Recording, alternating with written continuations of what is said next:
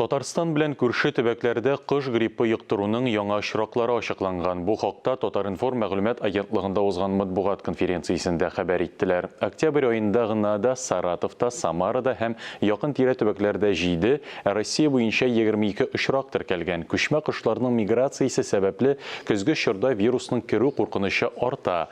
Республикада йогышлы чирне таралуны булдырмас өчен читтән кертелә торган продуктларга махсус тикшерү үткәрелә. Хуҗалыкларда кышларны ябык режимда тоту мөһимлегенә дә игътибар иттеләр. Безнең күчмә кошларның кыргый җәнлекләрнең хәрәкәте белән, күчүе белән бәйле.